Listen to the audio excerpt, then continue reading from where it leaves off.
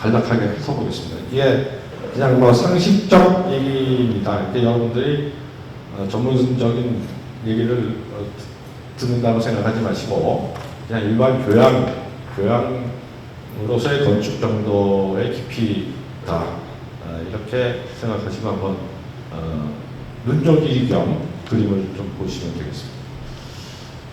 일단 첫 번째가 이제 예술과 기술이라는 두 대립형을 갖고 규정할 수 있는 시대인데 이거는 이제 보존주의 시대 때부터 시작해서 19세기까지입니다.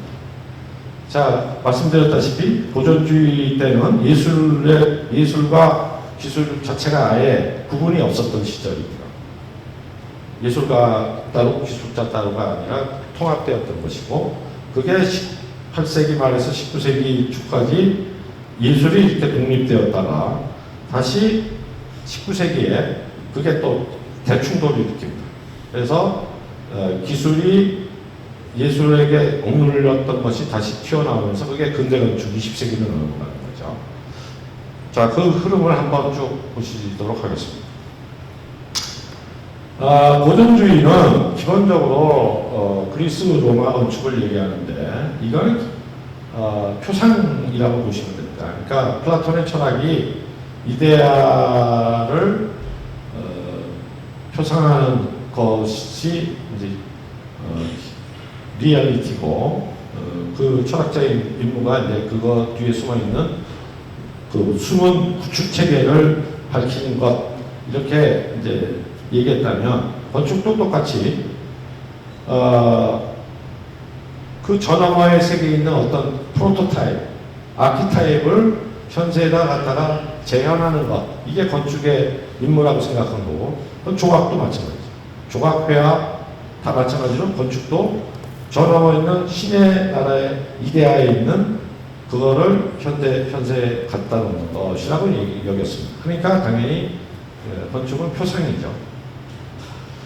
자, 그래서 비틀비우스라고 하는 뭐 건축 이론가의 시초일 수도 있고 서양 건축의 하나의 플라톤 같은 사람입니다. 이 사람이 말하기를 신전 건축을 할 때는 인체 건축에 비례되는 비례를 그대로 이용해야 됩니다. 뭐 대표적이게 이게 이제 엘렉트리온 신전이죠. 여기는 기둥의 비례를 인간의 신체에다 비례를 그냥 가져온 정도가 아니라 아예 그냥 신체를 갖다 놓았죠. 그건 아무 문제 없는 거죠. 왜냐하면 기둥 자체가 사람의 이 신체를 얘기하니까.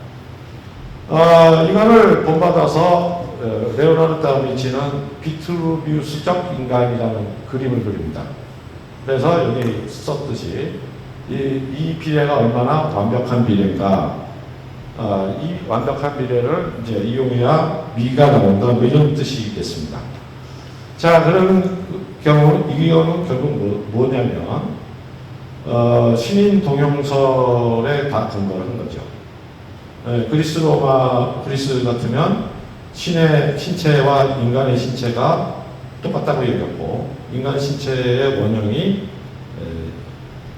그 각종 신들이라고 여긴 거고 그게 이제 결국 헤브라이즘에 들어와서는 중세 기독교 사상이 돼서 중세 기독교에서도 마찬가지로 미라는 걸 뭐 금욕 때문에 내세우지도 않았지만 결국 그 정신이 나온 그나마 살아난 르네상스 만화들도 아름다움이라는 건 결국 신의 신체의 비례, 그러니까 예수의 뭐 신체의 비례. 그리고 그거는 창세기에 있는 1장 3절인가요? 신이 우리들의 형상을 따라 우리의 모양을 따라 뭐 사람을 짓자. 이거에 근거하는 거죠. 결국 보니까 이 프로포션이 절대적일 수밖에 없는 거는 이게 소위 말해서 규범이 되는 거는 전범 혹은 규범이라고 합니다. 여러분들 오더라는 말을 많이 들었죠. 그게 규범이고요. 캐논이라는 말도 많이 들었습니다. 이게 아까 보여드린 19세기까지 이건 하나도 안 변합니다. 서양 건축 2000년을 거쳐서 저 비례는 성경 모설처럼 절대로 바뀔 수 없는 하나의 건축의 유일무오한 하나의 규칙이죠. 이게 고전주의입니다. 그리고 미의 원형이죠. 그리고 그 미의 원형은 왜다? 신이 프로포션입니다. 인체가 신을 닮아서 그 프로포션대로 지었고, 인체대로 된 이 프로포션은 그러므로 결국 인간의 프로포션이 아니라 신의 프로포션이고, 그러므로 절대적이다. 이런 겁니다.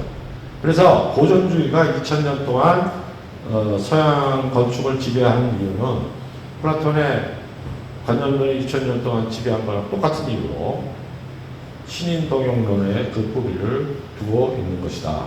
이렇게 보시면 되겠습니다. 자, 이러면 깨끗하게 르네상스까지의 건축이 하나로 정리가 됩니다.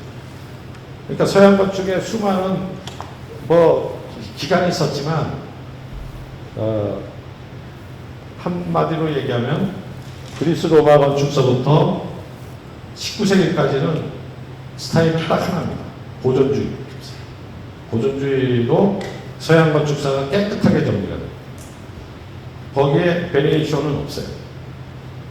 자, 르네상스 역시 고전주의적인 프로포션을 그대로 적용했고, 그리스 로마 양식에 있는 수많은 이 장식이나 몰딩이나 이런 엔타블레이처나 페디먼트 이런 것 그대로 갖다가 쓰는 겁니다. 그러니까 르네상스에서부터 그 이후에 18세기까지 이르는 르네상스의 후기 바로크, 로코코, 이건 굳이 구분할 필요가 없는 거죠. 다 그냥 하나다라고 보시면 돼요. 실제로 여러분들 유럽 가서 이게 몇 년도에 지었는지 모르시죠? 모릅니다. 찾아보기 전에 모릅니다. 왜냐? 똑같이 생겼습니다. 우리 한국이 또 마찬가지죠. 거의 북극사와 근정절이 똑같이 생겼죠. 동서양을 막론한 겁니다. 그러니까 소위 말해서 양식이라고 하는 것, 소위 예술로서의 건축이 하나의 창작품이다라는 개념은 아주 근대적인 개념이고 불과 100~200년도 안 된 개념이다. 이거를 이제 우리가 좀 짚고 넘어가야 되겠다는 거죠. 자, 그래서 18세기까지 후딱 넘어왔습니다. 도시도 마찬가지입니다. 도시도 특별한 거 없어요. 그냥 자연 발생적이거나 중세도시라고 해봐야 특별한 이론이나 이런 게 없습니다. 그냥 아주 실용적으로 적고, 그거의 기본은 뭐냐면 로마의 도시기법, 십자가형 중심가를 놓고 거기에 포럼 만들고 이렇게 하는 그거의 다 개념이죠. 자, 르네상스쯤 되면 이제 이런 이상도시가 생깁니다. 이상도시라는 건 역시 표상이죠. 소위 천국, 헤븐에 있는 어떤 도시가 이 땅에 구현하겠다, 표상하겠다는 뜻이고, 당연히 엄정한 기하학적인 걸 갖고 있고, 물론 실용적으로는 이제 요새 포트레스의 기능도 가지지만, 어쨌든 이 도형은 그런 절대적인 어떤 이데아에서부터 가져왔다라고 보는 게 맞습니다. 그 다음에 이제 바로크 도시라는 것들이 나옵니다. 이 바로크 도시라고 하는 건 이제 도시가 복잡해지니까 앞에 이상 도시나 이런 걸로는 안 되죠. 그러면 결국 어떤 도시를 만들게 되냐면, 이건 그 14세기서부터 시작된 절대 왕조 시대하고도 관계가 있는데, 그 왕조의 어떤 절대 권력을 과시하고, 그 다음에 도시를 어떤 시각적인 어떤 장대함, 장관, 어떤 경관, 이런 것들을 강조하는 경향에서 만들어지는 도시들이죠. 그러니까 17, 18, 19세기까지도 갑니다. 파리의 대개조 계획이 나폴레옹 3세 때 만들어졌는데, 이때 이제 이런 오래된 그 도시 조직을 그대로 둔 채로 이렇게 블레바르를 만들죠. 이 블레바르를 만들고, 그러게 되면 이제 소위 수시도적 경관들이 나오고, 이런 경관들이 어떤 절대 왕조의 권위를 상징하는 그런 장치가 또 되는 겁니다. 자, 이것도 결국은 이상도시 같이 그렇게 노골적으로 하지는 않지만 결국 시지각적인 측면을 도시에서 제일 중요하게 여기는 측면에서는 표상을 그거를 하는 거다라고 보면 됩니다. 대표적인 도시들이 이제 파리 오스만 시대에 오스만이 했던 계획, 하르스루에, 그다음에 랑파리 했던 워싱턴 DC 이런 것들이 대표적으로 바로 그 도시고, 특징은 뭐냐면 직교 그리드가 있는 반면에 이렇게 대각선들이 쭉쭉 있죠. 대각선들이 있어서 그 대각선들이 교차하는 부분에 이런 수시도적 도시 전경이 나타나는 게 특징입니다. 자, 18세기쯤 되면 이제 그 고전주의가 약간 둔화가 됩니다. 왜냐? 이제 고전주의만 갖고서는 이제 못 버티는 상황이 오는 거죠. 18세기쯤 되면 근대 과학이 등장하고, 아까 말씀을 드렸다시피 세계 여행을 하다 보니까 어떤 유럽 문명 자체가 상대적이다라는 걸 알게 되고, 과학적 발견 뭐 이런 것들에 의해서 그 기존 체제들이 의심받기 시작하니까 고전주의는 고전주의인데 거기에서 약간씩 변형들이 일어나게 됩니다. 그 중에 한 가닥이 합리주의라고 하는 개념입니다. 이것도 이제 그 젠파의 그림처럼 건축의 기원을 얘기하는 이 시대의 드로잉이죠. 로지에라고 하는 사람이 만든 역시 프리미티브 허치입니다. 최초의 건축은 어땠을까? 결국 이렇게 기둥 두 개에다가 위에 나무로 삼각형 페디먼트를 올린 것이 최초의 건축이었을 것이다. 자, 저 순수함으로 돌아가야 된다. 뭐 이런 식의 주장인 것이죠. 결국 고전주의를 무조건 답습하는 게 아니라 거기에다가 약간 어떤 방법론적 회의를 붙여서 과학적 합리성을 얻어내고자 하는 입장, 이게 이제 합리주의고, 그런 사람들은 이제 그레코 고딕이라고 해서 고딕을 다시 좀 리바이벌 시켜볼까 이런 입장도 가집니다. 이 대표적인 게 이제 지금 스플러 같은 사람이 하는 파리의 빵테온 같은 게 대표적인 예입니다. 자, 합리주의라는 경향이 있고요. 또 그 다른 줄기는 신고전주의라는 경향이 있습니다. 이거는 훨씬 스케일이 커지고 그러는데 고전주의처럼 특히 마지막에 나왔던 이런 로코코 아주 이렇게 화려함의 극치를 달렸던 저런 번잡스럽고 너무 속물스러움, 저걸로부터 벗어나고자 했던 것이 이제 두 입장인데, 하나가 합리주의적인 거고 하나는 훨씬 그거를 심플하게 처리를 하면서 고전주의적인 전통을 이어가는, 이걸 우리가 신고전주의라고 합니다. 대부분의 유럽 혹은 미국의 공공청사들은 다 신고전주의죠. 네. 이게 미 국회의사당, 백악관, 링컨 기념관, 제퍼슨 기념관 다 신고전주의라고 하고, 심지어 우리나라에 있는 중앙청, 서울시청 이런 거 다 신고전주의. 한국은행, 그러니까 우리가 어쨌든 보기에 서양의 약간 고전주의적이다 그러면 그거 다 신고전주의라고 보시면 돼요. 오다 보니까 우리 전남대 옆에 이 건물인가 이 건물, 여기도 어쨌든 그런 식의 신고전주의적인 건축입니다. 조금 더 가면은 이제 절충주의라는 게 나옵니다. 이때는 이제 온갖 스타일을 다 적절하게 섞는 거죠. 그리스 로마 양식에다가 고딕도 섞고 로마네스크도 섞고 비잔틴도 섞고 말 그대로 섞어찌개를 하는 게 이 절충주의인데요. 이 절충주의들이 특히 뉴욕 이런 데 많죠. 왜냐하면 그 뉴욕에 새로 돈을 번 졸부들은 유럽에 대한 하나의 그 열등감과 로망이 있고, 유럽의 건축을 이렇게 다 긁어 모아가지고 자기 필딩을 이렇게 하고 싶으니까, 또 그거 잘하는 또 건축가들이 이 19세기에 아주 또 유명세를 탑니다. 파리에 있는 오페라 이런 것들도 일종의 그런 절충주의고,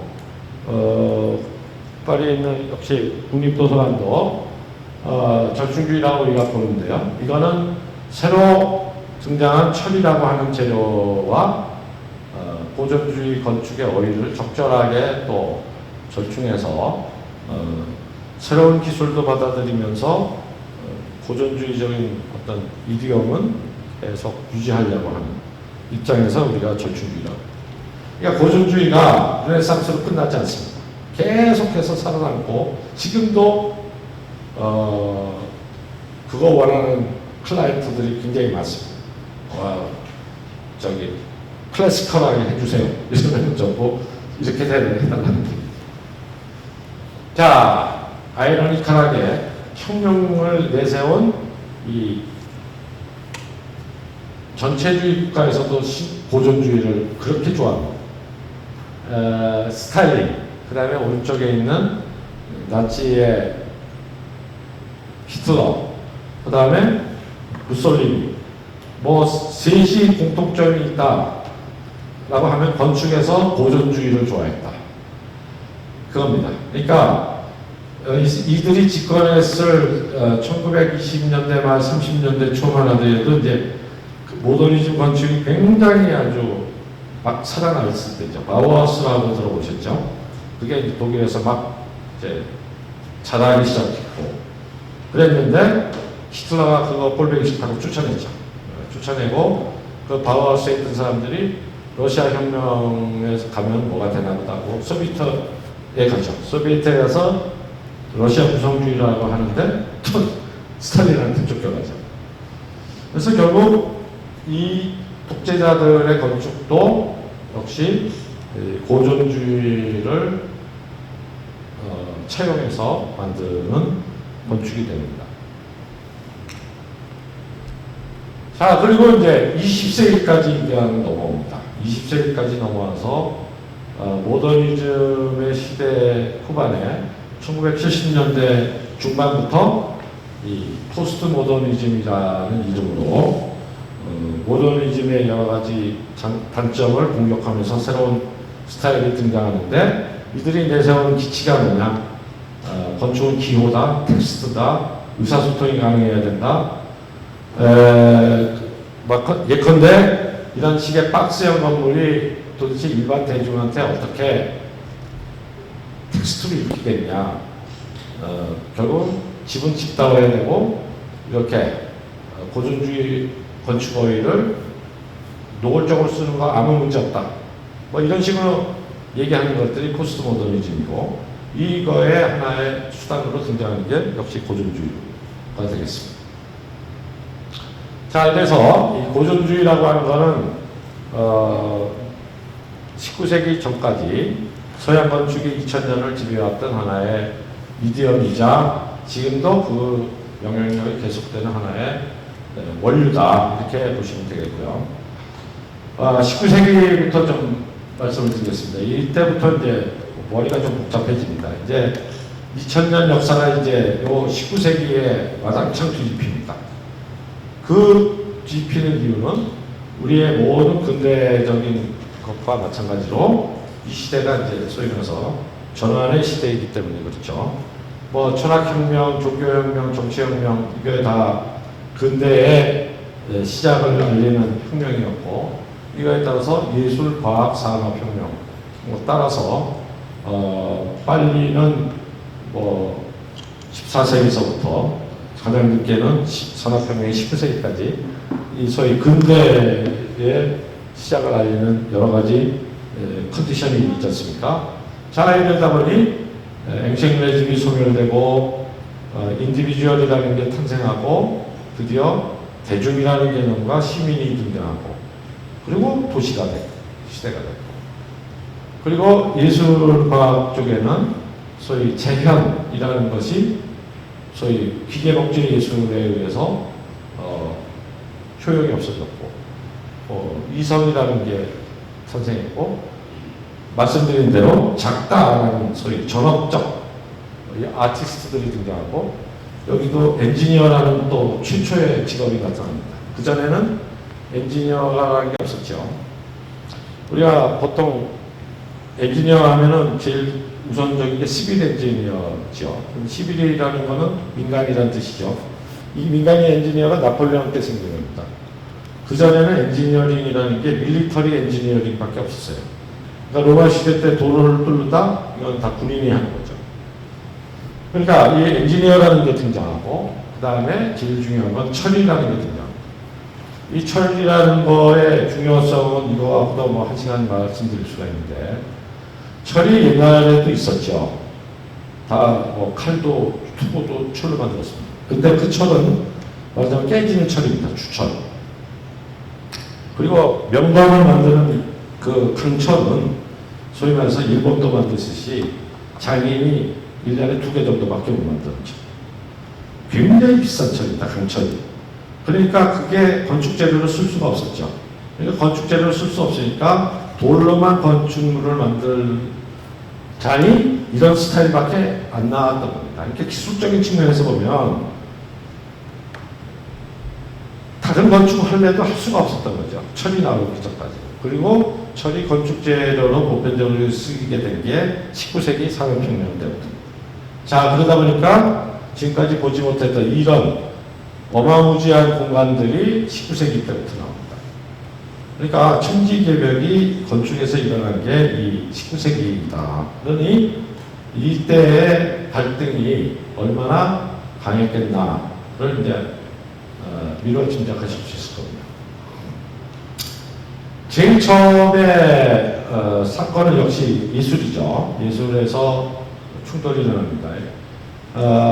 지금 모네가 그린 생라자르 역의 그림을 보시는데 밑에 뭐 글도 있습니다만은 인상파가 왜 나왔겠냐, 그리고 왜 저 사람들이 저렇게 철도역에 가서 그렸겠나. 결국 이제 정밀하게 어떤 리프레젠테이션 하는, 재현하는 기능은 이제 사진이 다 가져가는 거고, 사진이나 영화가 가져가는 거고, 미술의 기능이라고 하는 거는 그렇게 무슨 추상화 그리거나 종로라 그리는 기능이 아니게 되는 거죠. 자, 그렇게 되니까 어떤 임프레션을 그려야 되고, 이미지를 그려야 되고, 빨리 그려야 되고, 그 빨리 없어지는 이미지 중에 대표적인 게 뭐냐면 기차역의 수증기 같은 거. 자, 그러니까 인상파가들이 이 기차역 같은 걸 자꾸 그리는 이유는 그런 미술의 변화된 역할을 얘기하고자 하는 거고. 예컨대 듀샹이 뭐 계단을 내려오는 누드, 나무 뭐 이렇게 되면 이거는 이제 연속 사진을 얘기하는 거죠. 사진 연속 이거를 하는 거죠. 이게 결국 뭐냐면 영화가 어떤 그런 움직임을 가져간 상태에서 회화할 일은 더 이상 그거를 아주 재현하는 게 아닌 것이 되는 거죠. 그 움직임을 느끼게 해주는 게 이제 회화의 역할이 된다. 자, 그래서 이게 이 예술서부터 19세기가 이 기계 문명이나 이런 것에 의해서 소위 기계 문명과 베냐민이 말하는 식의 기계 복제 시대의 예술에 의해서 미술부터 이제 엄청나게 큰 변화를 얻게 됩니다. 자, 동시에 도시가 생기고 아까 말씀드린 대로 소위 시민이라는 개념이 생기고 대중이 생기고, 그리고 이 대중이 정치적인 독립을 하게 되고, 자, 그 다음에 어느 정도 풍족하게 사니까 이 사람들이 이제 문화를 요구하게 되고, 자, 그러니까 어떤 일이 벌어지냐면 플래너, 이렇게 도시를 이렇게 배회하는 사람들이 생기게 됩니다. 이 플래너라는 말은 폴발레리가 이제 최초로 얘기했고, 그 다음에 그거를 베냐민이 받아서 이렇게 정식화시킨 용어인데요. 이렇게 어슬렁어슬렁 걸고 돌아다니는 사람이라는 뜻입니다. 그리고 베냐민은 이 사람들이 그냥 어슬렁거리는 게 아니라 도시를 마치 고고학자처럼 골목골목 누비면서 이렇게 살피는 사람이다라고 표현합니다. 마치 우리가 디카 들고 북촌 가면 이렇게 다 찍잖아요. 그런 사람들이 이제 이때 대도시에 생긴 겁니다. 그러니까 뭐 이렇게 잘 차려 있고 쇼핑 윈도우를 보면서 천천히 걸어가는 사람들, 이런 사람들이 나타나는데, 이게 새로운 하나의 도시에서의 풍경이 되겠죠. 뭐 심지어는 뭐 천천히 걷기 위해서 이렇게 청바구니를 이렇게 끌고 다니는 사람도 있었다, 그런 얘기도 있는데, 자, 이런 사람들한테 또 구경거리가 생기는데, 이게 뭐냐면 박람회입니다. 엑스포. 몇 년에 한 번씩 엄청난 문물을 보여주는 엑스포가 열리죠. 자, 이 사람들이 이거를 보러 갑니다. 여기 밑에 글은 샬롯 브론테가 쓴 편지인데요. 뭐 저런 교양인조차도 저런 박람회 가서 홀딱 이제 넋을 잃고 구경하고 감탄하고 뭐 이런 게 됩니다. 그래서 이 만국 박람회 같은 것들을 열게 되고, 그러면 이런 대공간이 필요하지 않습니까? 그 앞에 이런 기차역 같은 거. 자, 이건 돌로는 절대로 못 짓는 거죠. 뭘로 짓냐면 이제 철과 유리로 이런 건물들을 만들게 됩니다. 그러면 이 철과 유리를 가지고 만드는 사람이 누구냐? 이런 엔지니어입니다. 자, 그 엔지니어의 대표적인 사람이 에펠이죠. 에펠은 아까 처음에 말씀드린 에코르 보자르를 나온 사람이 아니에요. 예술학교를 나온 사람이 아니라 나폴레옹이 만든 에콜 폴리테크니크라고 하는 고가대학을 나온 사람이에요. 그러니까 기술자예요. 그러니까 예술은 몰라요. 대신 실용적으로 큰 공간이나 철을 이용한 높은 타워나 이런 뭐 대공간을 만드는 건 아주 잘하죠. 탑이나 아까 보신 박람회장, 이건 이제 1889년 파리 박람회를 위해서 지어진 기계관입니다. 이 에펠탑 앞에 보면 큰 녹지 있죠. 거기 있었던 거예요. 이거는 이제 헐리고 에펠탑은 안 헐리고 남은 거죠. 자, 이런 거를 누가 만드냐? 엔지니어들이 만듭니다. 그러니까 엔지니어들이 저걸 만드니까 이런 말하자면 고전주의 건축이 유일하게 아름다움이라고 생각했던 정통파 예술가, 작가, 건축가들은 에펠탑을 갖다가 저게 뭐냐, 흉측스러운, 둘이서 어마어마하게 싸움이 벌어지죠. 그 에피소드는 뭐 잘 아시죠? 에펠탑의 그 스캔들. 에펠탑은 뭐 반대 운동을 에밀 졸라가 주도했다는 둥, 뭐 에밀 졸라가 다 완성되는데 그 에펠탑에만 가져간 둥 왜 가냐고 그랬더니 이 흉측스러운 게 안 보이는 게 파리 안에서 여기밖에 없어서 맨날 에펠탑에 갔다는 거, 뭐 이런 얘기들. 아주 뭐 결사적으로 그 당시에 지식인들과 예술가들은 에펠탑을 반대하고 철구조물을 반대하는데, 문제는 이런 일반 시민들이 열광을 하는 겁니다. 그러니까 지식인들은 그 새로운 문물과 철건축에 대해서 손가락질하고 저건 건축이 아니고 예술이 아니고 기술일 따름이야 그랬는데, 일반 사람들은, 대중들은 환호를 하고, 에펠탑이라는 게 요즘처럼 그런 거는 국가에서 이렇게 발주하는 게 아니거든요. 그거는 저 웬만한 다리나 그런 것은 다 자기가, 에펠이 자기 돈을 들여서 설계하고 시공하고 그 다음에 거기 입장료로 자기가 돈을 이렇게 회수해 가는 겁니다. 그러니까 모험 투자가를 인셈이죠. 근데 에펠이 뭐 30년을 계약을 했는데 뭐 3년 만에 본전을 뽑고 그 다음부터는 세계적인 재벌이 된 거죠. 그렇게 인기를 얻은 겁니다. 자, 그러니까 아무리 지식인이라도 이렇게 19세기 도시에서 시민들과 대중들이 원하는 게 뭔가를 몰랐다는 거죠. 이렇게 열광을 하고 도시가 이제 달라지는 겁니다. 또 반면에 그 도시에 안 보이는 구석에서 이런 일들이 벌어지는 거죠. 어린애들이 심지어 4살짜리들 노동을 했다네요. 12살쯤 되면 하루에 14시간, 15시간 노동했다는 거. 여기 보시면은 5세 이전에 60%가 사망하고, 애들이 평균 수명이 이때 40세였고 뭐 이런 통계들이 있습니다. 그리고 이런 집에 뭐 4식구, 5식구가 살고 뭐 이런 집의 얘기요.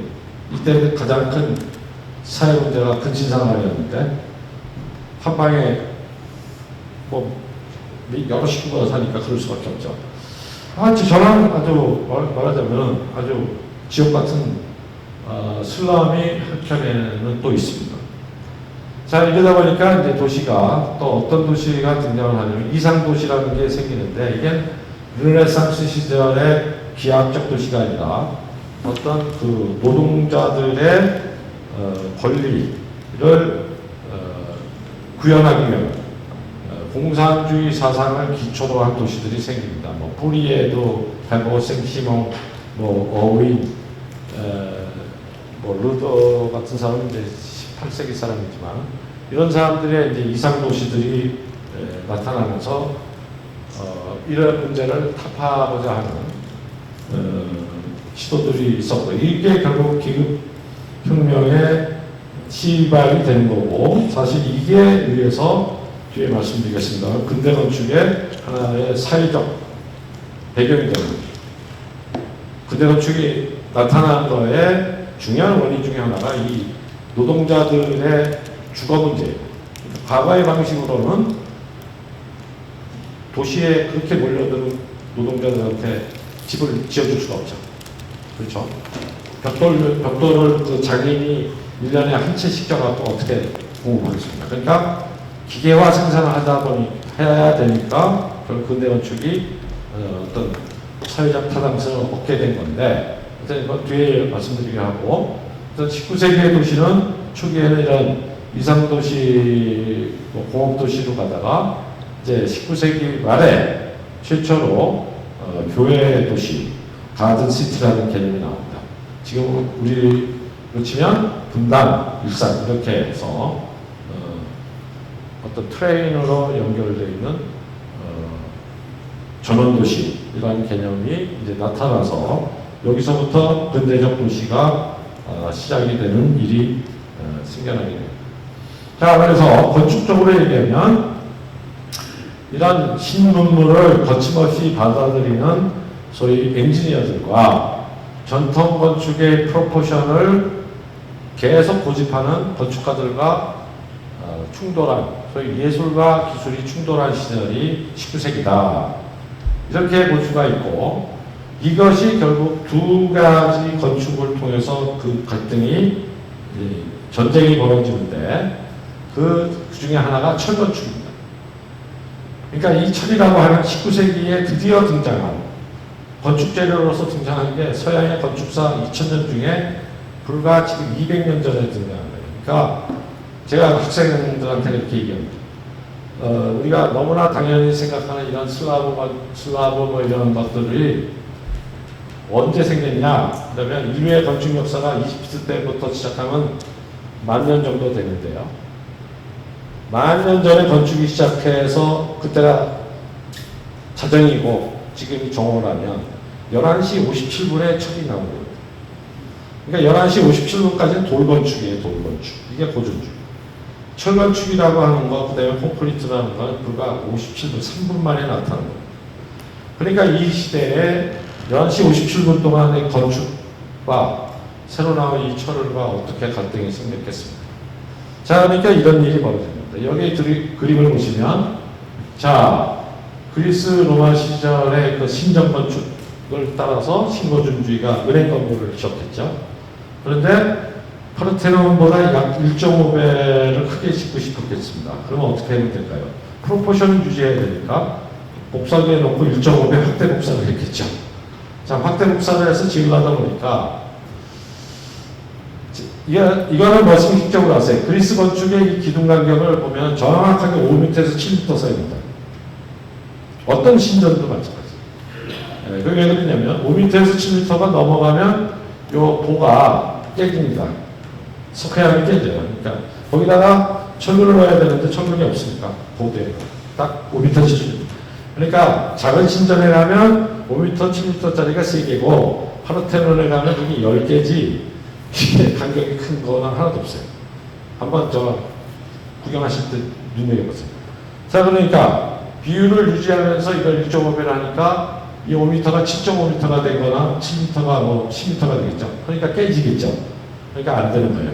그러니까 묘법으로 여기에다가 철근을 숨깁니다. 그러니까 모양을 고전 건축처럼 해야 되는데 구조적으로는 안 되니까 그 뒤에다가 철근을 숨겨서 겉으로만 돌건축으로 하는 이런 묘법이 나오죠. 이게 이제 건축가들이 하던 태도입니다.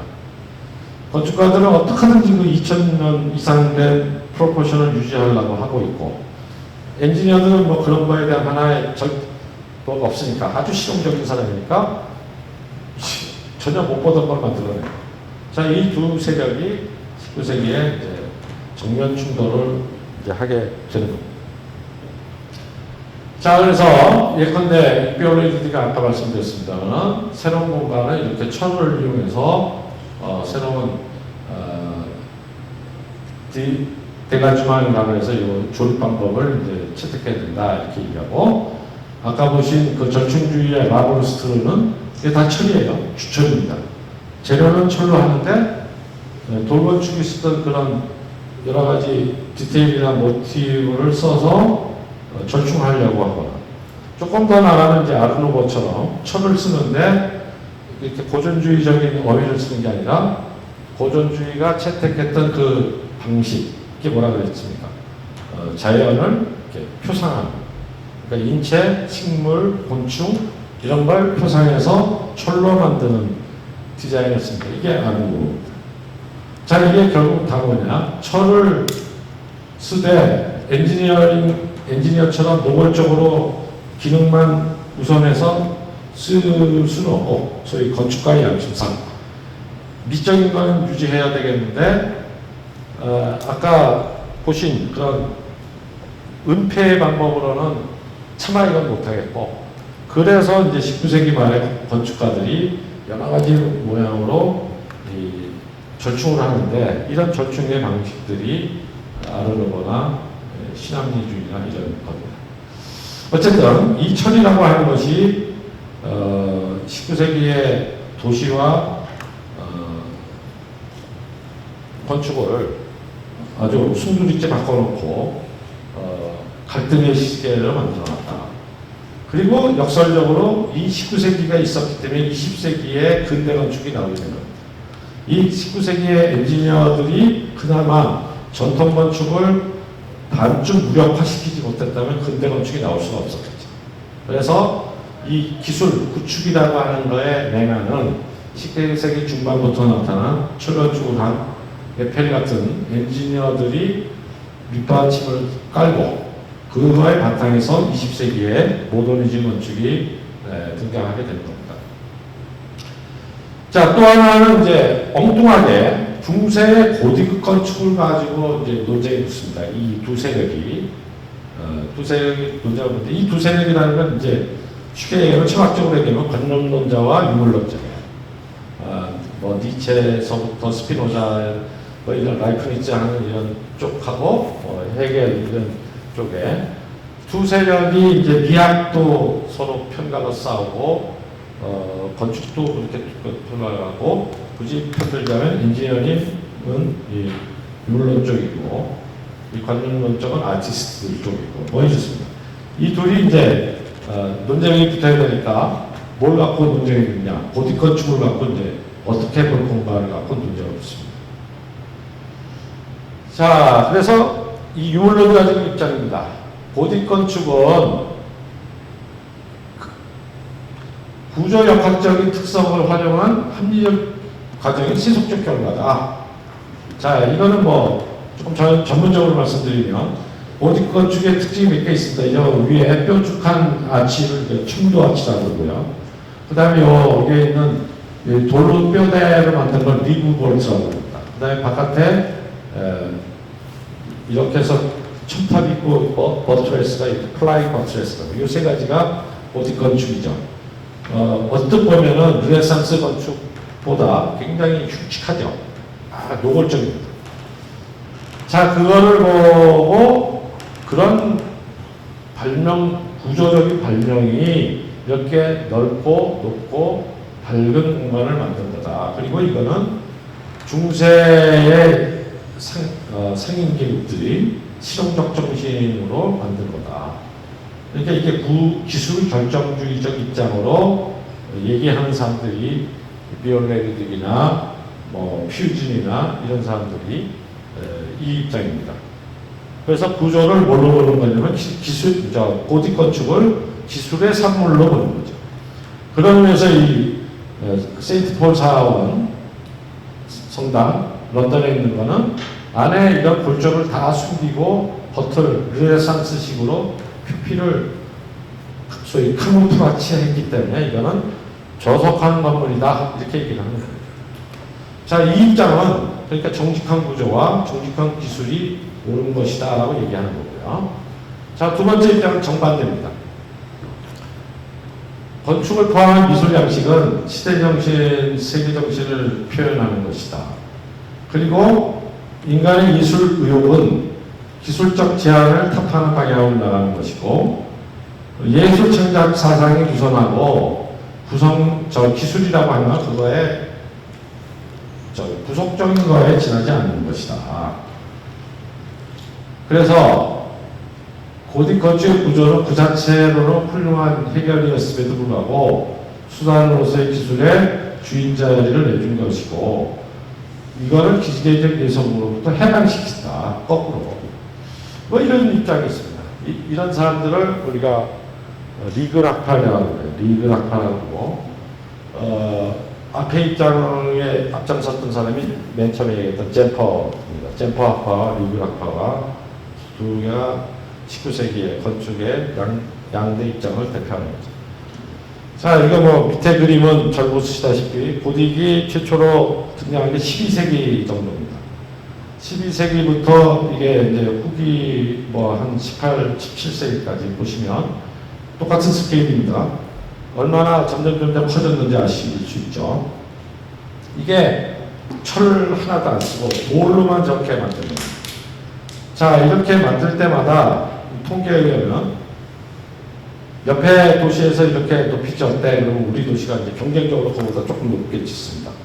그런데 어떡하냐? 4개 지면 한 개 꼴로 무너졌대요. 그러니까 무너졌겠죠. 그러면 이제 둘 중에 하나죠. 이게 굵어서 무너졌거나 자기 무게 때문에 너무 가늘어서 무너져. 그러면 거기서 이제 또 트라이 앤 에러의 방식으로 좀 고치기. 재밌는 거는 이거를 만들 때는 이 안에다 나무로 다 거푸집을 짓거든요. 그런 다음에 이제 돌을 쌓아야 거푸집을 빼낼 수가 있는 거죠. 그 거푸집을 뺄 때 사용수들을 집어넣었어요. 그러니까 사용수들을 집어넣어서 마치 거푸집을 빼낼 때 안 무너지면 사면해주고 무너지면 신이 이렇게 집행을 했다라고 하고 그랬대요. 실제로. 그러니까 그런 식으로 하나 짓는 50년이 걸리는데 50년 동안 지어가지고 무너지면 다시 짓고 이런 과정을 거쳐서 여기까지 오는 겁니다. 자, 그러니까 둘 말이 다 맞죠. 그런 구조 기술이 철저하게 뒷받침되지 않으면 이게 가능하지 않는 거고 그리고 또 왜 이렇게 굳이 높게 넓게 밝게 했겠습니까? 예술 의욕 때문이죠. 그래서 사실은 그거 두 개가 어떻게 보면 같은 얘기인데 그걸 갖고 양 입장이 19세기 때 기술과 예술의 입장이죠. 처절하게 싸웠다. 자, 아르노트 슈하우저 같은 사람은 뭐 이거를 아주 멋있게 표현합니다. 이거는 기술 중심주의가 낭만주의적 역학이듯 리글식의 심리주의는 예술의욕의 제약성 대신 자유라는 면에서 치는 것은 역시 낭만주의적 사고입니다. 오히려 그 두 개의 변증법적인 총화다 이렇게 봅니다. 저도 뭐 이런 입장에 동의를 하고 특히 이제 로버트 마크라는 사람은 이 고딕 성당을 현대적 방법을 통해 가지고 분석을 합니다. 그래서 이게 진짜로 딱 있어야 될 크기인가 말씀드렸죠. 이게 필요한 만큼보다 조금 더 커지면 자기 무게 때문에 무너지고 필요한 크기보다 약간 적으면 가늘어서 무너집니다. 그러니까 이것도 아니고 이것도 아니고 정확한 걸 알아내야 되는데 그거를 어떻게 했냐 계속 지어보면서 찾아낸다. 진화론적인 방법이죠. 그런 거를 분석한 결과 이 말이 맞다고 얘기합니다. 그러니까 구조에 정확하게 필요한 부분도 있지만 대부분이 그렇지만 그렇지 않은 부분도 있고 그거는 장식적 이유 때문에 덧붙인 것도 상당히 있다. 이렇게 결론을 내립니다.